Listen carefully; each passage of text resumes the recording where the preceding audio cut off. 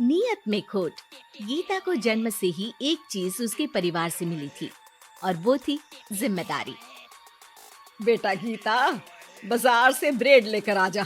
तेरे छोटे भाई बहन को भूख लगने का समय हो रहा है। जी माँ, अभी लेकर आती हूँ। और तुझे बोला था ना कि नौकरी ढूंढ ले। पापा की नौकरी से अब घर चलाना बहुत मुश्किल हो रहा है। तेरे और भी 3 भाई बहन है बेटा। माँ, मैं गई तो थी एक फैक्ट्री में, लेकिन उन लोगों ने कहा कि मेरी उम्र कम है। ओहो, तो किसी और दुकान में देख ले या फिर कपड़े सिल लिया कर। लेकिन अब बेटा। हाँ माँ, मैं तुझे समझ सकती हूँ। मैं कल फिर जाऊंगी। बेटा देख ले, पिता भी बुजुर्ग हो चले हैं। मैं कभी कभी सोचती हूँ कि 4 घर का काम पकड़ लूं, लेकिन ये समाज। गीता माँ को गले लगाकर वहाँ से चली जाती है। धीरे धीरे वक्त गुजरता है और गीता के पिता से भी काम नहीं हो पाता है। अरे गीता की माँ, अब काम करते हुए हाथ कांपते हैं। किसी भी बच्चे की शादी नहीं हुई है। चिंता होती है, पता नहीं घर कैसे चलेगा। तभी पास की मौसी उन लोगों के घर आती है। अरे गीता की माँ, चिंता ना करो, तुम लोगों की परेशानी का हल है मेरे पास। आओ बहन, क्या हाल है? कोई खजाना मिल गया क्या? अरे खजाना ही समझो। गीता की शादी के लिए एक लड़का है। लड़का अच्छी नौकरी करता है, अपने 2 मकान है और शादी के बाद वो तुम लोगों का ख्याल भी रखेगा। ऐसा क्या देख लिया गीता में उसने जो इतना सब करने को तैयार है? अरे भाई साहब, अब आप लोगों से क्या छुपाना। लड़के की पहली बीवी का स्वर्गवास हो चुका है और 2 छोटे बच्चे भी हैं। अरे क्या बोल रही हो मौसी? नहीं नहीं, मैं ऐसी जगह अपनी गीता की शादी नहीं करूंगी। हाँ, मैं भी गीता को किसी ऐसे घर में नहीं भेजूंगा जहाँ 2 बच्चे पहले ही हो। देखो, गीता मेरी भी बेटी जैसी ही है। अरे लड़का बहुत ही शरीफ है, हो सकता है उसके भाग्य में गीता हो। कोई अब नहीं, बच्चे इतने छोटे हैं कि असली माँ और सौतेली माँ में फर्क भी नहीं समझेंगे। अरे लेकिन गीता ही क्यों? क्योंकि गीता को मैं जानती हूँ, कोई दूसरी लड़की उन बच्चों का जीवन खराब कर देगी। काफी मनाने के बाद और हालात को देखते हुए गीता की शादी गणेश के साथ हो जाती है। गीता, मैं ऑफिस जा रहा हूँ। तुम्हें कुछ चाहिए तो मैं ले आऊंगा। मुझे कुछ पैसे दे दीजिए, मैं घर जाना चाहती हूँ। अरे लेकिन बच्चे। आप बच्चों की चिंता मत करिए, वो भी नानी का घर देख लेंगे। गणेश को गीता की बात अच्छी लगती है। वो उसे पैसे देकर ऑफिस चला जाता है। गीता दोनों बच्चों को लेकर माँ के पास जाती है। अरे मेरे नाती और नातिन, कितने प्यारे बच्चे हैं गीता। हाँ माँ, ये तो दोनों बच्चे मेरे ही हैं।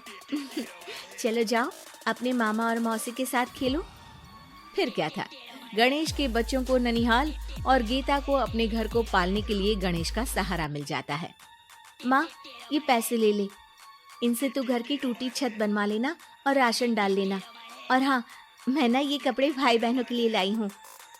धीरे धीरे गीता का घर भी संवरने लगता है। वो अपने ससुराल में भी अच्छे से रहती है और फिर गीता को एक बेटा होता है। गीता, तुम चाहो तो अपनी माँ को यहाँ मदद के लिए बुला सकती हो। फिर क्या था, गीता की माँ बेटी के घर आ जाती है। लेकिन अब उसकी माँ गीता के बेटे और गणेश की पहली बीवी के बेटे से भेदभाव करने लगती है। अरे सारा दूध तू ही पी जाएगा, चल छोटे भाई को दे गिलास। लेकिन नानी, ये तो मेरा दूध है, वो अपना ग्लास खत्म कर चुका है। अरे चुप, बिल्कुल चुप, बड़ा आया मेरा गिलास वाला। तभी वहाँ गीता आ जाती है। माँ, ये क्या बोल रही है, वो छोटा है और बहुत दूध है किचन में। अरे बहुत है तो क्या सारा इस सांप को पिला देगी? अपने बेटे का ख्याल रख, कल को तेरे 2 घर में से एक का हक मांगेगा तो क्या करेगी? माँ, तो दोनों का ही तो हक है ना प्रॉपर्टी में। अरे ना बेटा, सारा हक इस छोटे का है, तू समझती नहीं। कल को बड़ा होकर ये तेरे बेटे को जान से भी तो मार सकता है। अब माँ सारा दिन गीता को गणेश की पहली पत्नी के खिलाफ कान भरती। अब गीता भी माँ के रंग में रंग जाती है। एक दिन, सुनिए ना, हम लोगों के 2 घर हैं, एक घर क्यों ना मेरे बड़े भाई को दे दे, उसकी शादी हो गई है। और फिर हमारे तो दोनों बच्चे छोटे हैं, बड़े होंगे तब तक तो वो घर हमारे काम का नहीं है ना जी। सीधा साधा गणेश क्या कहता, वो मान जाता है और फिर गीता का भाई उसके एक मकान में शिफ्ट हो जाता है। गणेश के ऑफिस जाने के बाद गीता गणेश की पहली पत्नी के बेटे से कहती है, सारा दिन खेलते रहते हो, पढ़े नहीं तो काम पर लगा दूंगी, समझे? बेटा, जो अब सौतेली माँ से सहम चुका था, एक फैक्ट्री में जाता है। साहब, कुछ काम मिलेगा?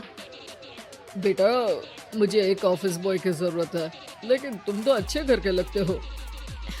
हाँ हूँ भी, लेकिन फिलहाल काम की तलाश है। बेटा एक फैक्ट्री में चपरासी बन जाता है और एक दिन दुखी गणेश का स्वर्गवास हो जाता है। अब तो तेरे पापा भी नहीं रहे, चल निकल इस घर से। अरे क्या बोल रही है बहन, इस घर में इसका कानूनी अधिकार है, कहीं कोर्ट कचहरी का चक्कर लगा तो तू इस घर की भी नहीं रहेगी। अरे तो अब क्या करूं? बस तू अब इसकी शादी कर, इसकी बीवी को खूब सताना कि ये खुद ही बीवी को लेकर घर छोड़ दे। गीता को भाई की बात जंच जाती है, लेकिन कहते हैं ना कि पाप का घड़ा तो भरता ही है। बेटे की शादी के बाद उसकी बीवी सास से भी 4 कदम आगे निकलती है। ए, क्या सारा दिन सोती रहती है, कोई काम नहीं है क्या? चल निकल इस घर से और अपने पति को भी लेती जा।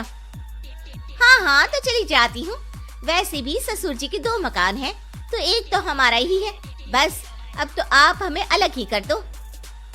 आय हाय, कल की आई छोकरी, मकान दे दूं? अरे वो तो मेरे भाई ने तेरे ससुर से खरीदा था पूरे नकद पैसों में। अच्छा, तो कागज दिखा दो और जो मकान बिकने में पैसा आया उसमें हिस्सा दो, तभी घर खाली करूंगी। सास का पारा 7वें आसमान में चढ़ जाता है, लेकिन करती भी तो क्या, ना तो उसके पास कागज थे और ना ही पैसे। और हाँ सासू माँ, वो मेरी शादी में जो भर भर के जेवर पहने थे ना आपने, वो भी इनकी असली माँ के हैं, उन जेवर पर भी मेरा अधिकार है। देखा था मैंने अपनी पहली सास के फोटो में वो गहने पहने हुई, कितनी सुंदर थी वो, कितना जच रहा था उन पर ये सब। सास तो बहू की बात सुनकर दंग रह जाती है। हे भगवान, ये तो बहुत ही तेज है, इससे पंगा लूंगी तो ना घर की रहूंगी ना गहनों की, और पैसे भी हाथ से चले गए। अब क्या था, गीता को सालों बाद उसका तोड़ मिल जाता है। अब घर में सुख शांति हो जाती है।